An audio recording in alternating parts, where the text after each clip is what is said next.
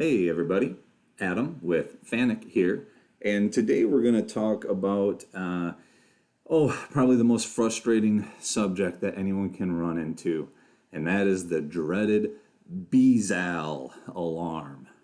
So, if you guys clicked on this video, you're either a subscriber and you like seeing the stuff I come up with, or you're in a world of hurt because you have a BZAL on your robot.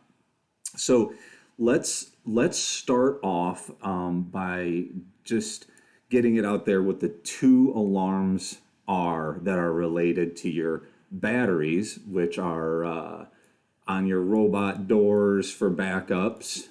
Here we go on this robot here. There's your there's your battery door. So the first alarm is a BLAL, BLAL. That's a battery low alarm.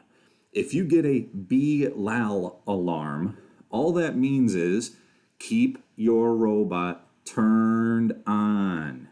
Keep it powered up, keep it turned on, run to the grocery store, get yourself some C-cell or D-cell batteries, whatever your robot takes. Most of them are really common.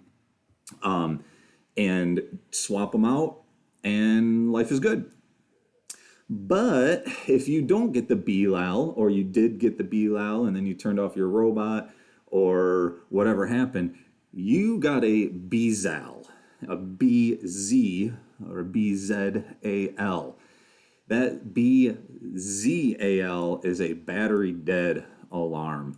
I'm not really sure where the Z came from. Maybe it's the end of alphabet and it's the end of your life. I don't know. That's how I remember it. But BZAL is bad. So hopefully you were a good and studious programmer, and the first thing you did was notice that your brand new robot had a blinky little indicator up here. And when you clicked your blinky little indicator on your new robot, you would have seen that you need to set up a reference position for your quick mastering. If you had done this, then if you get a Servo 062 BZAL, or you get into a BLAL, if you get a BZAL and you set your reference position, this video is not for you, because you have a reference position. You can pull your mastering right up in like 2 seconds and recover by doing a quick master, and day's over. But how about you were that guy who came into work and said, oh, I don't like that blinky light. And so you clicked on this and said, you know what, clear this notification for a week. And you cleared it and you're like, hey, there, the blinky light's gone. Life is good. And then your robot batteries died. Well, congratulations, you just got fired and you got to sell your Porsche and go buy a Hyundai. What we're going to do is I'm going to show you what is the most common way of recovering from BZAL. It's not out of a FANUC manual. This is just like crib sheets that have been built by super experienced guys, and I'm going to put it on the screen right now. This is something that we've put together over the years, and what I'm going to do is let me zoom in just a little bit and center this for you. Please take a screenshot of this part. This is the first half. All right, take your screenshot. Good. Did you get it? Great. Okay, so now after line 17, here's the rest of it. Screenshot that. You got it? Cool. Great. So this, if you just follow through this, it should get you back to par. So if you want to just read that and try it, do it. But I want to walk you through some of the key items in this video just to highlight some important stuff, because this is not a FANUC official thing. This is just cheat sheet, Cliff Notes stuff. So this is the first and most important note, is you really need to have your original master counts, which is the stuff from Japan. When we made the robot, we gave you a sheet that had the mastering data that you can put into the DMR group when you very first get your robot and master it and calibrate it and all that. Oh, my mouse just died. Awesome. And so the stuff from your original factory mastering will have been included there.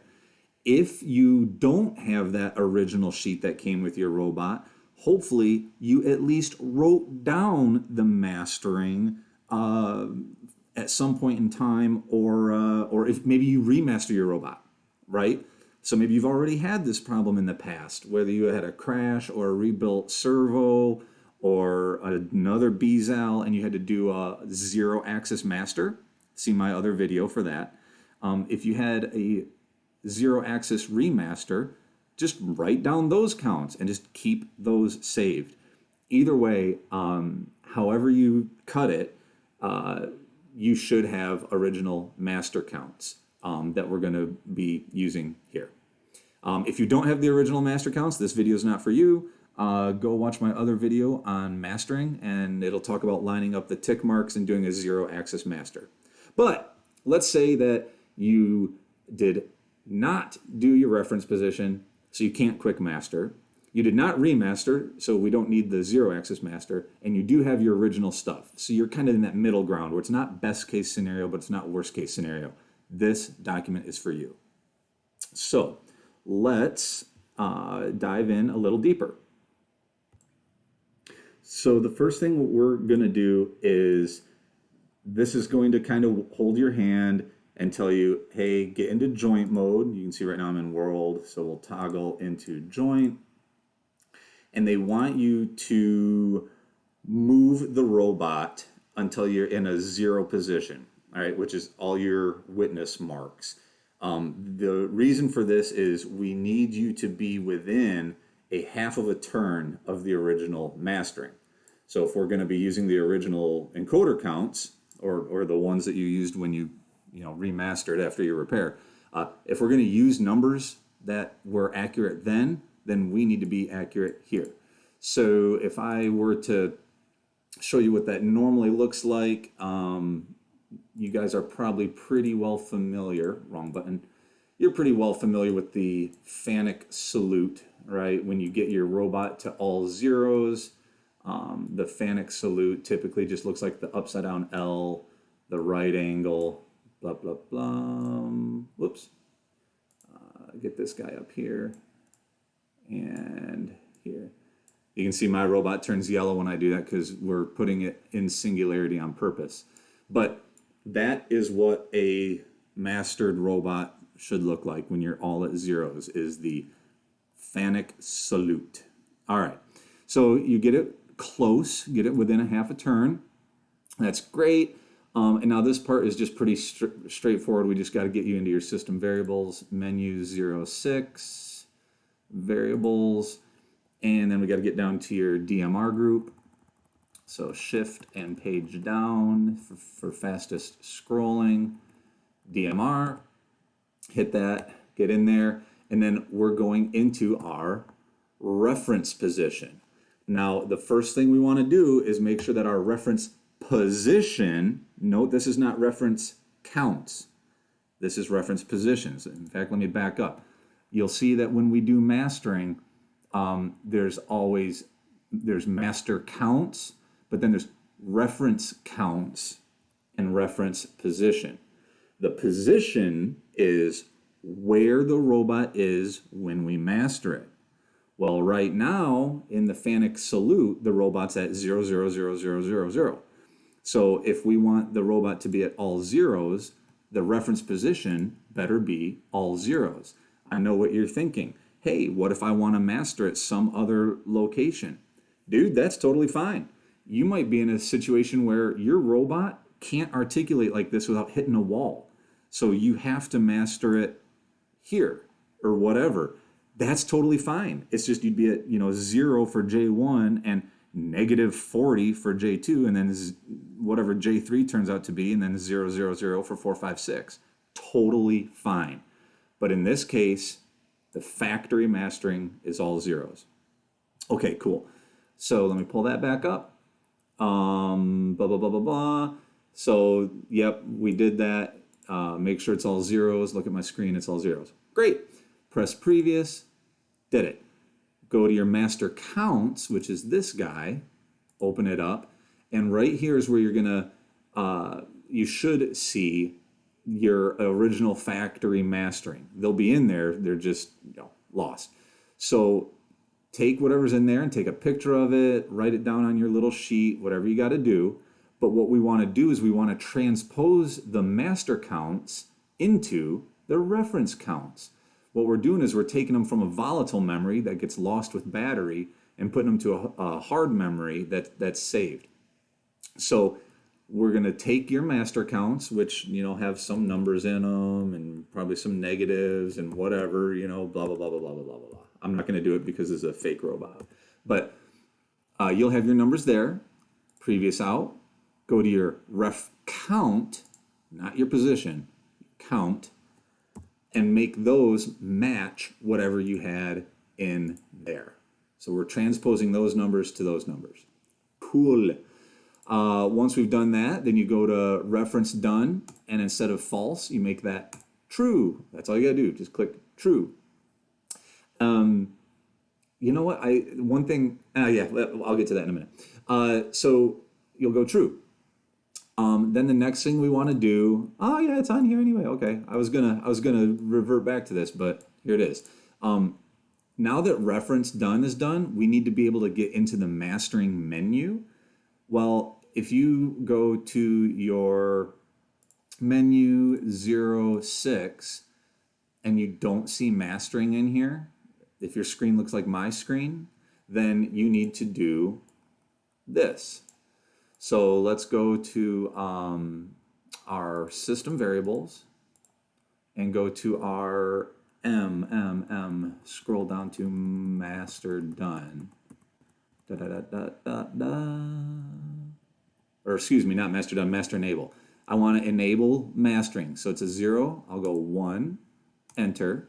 And as soon as I turn that to a 1 and press enter, now menu 06, ta-da, there she is, the master cal screen.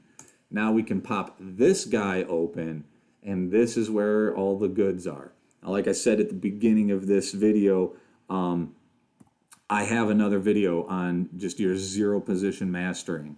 And if you already had your ref positions done, we could have just come right in here and did the quick master, which is this.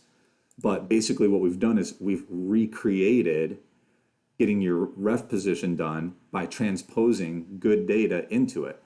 So now from here, just do what it says. Do a quick master and you hit enter. And do you want to do this? I'm not going to do it because it'll mess up my little virtual robot. But do you want to do it? Yes.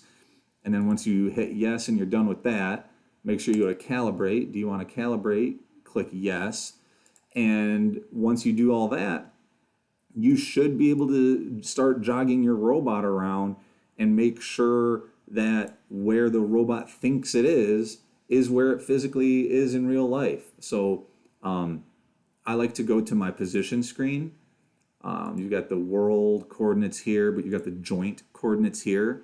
And you can see right now, just when I eyeballed my FANUC salute, that I got pretty darn close to all zeros.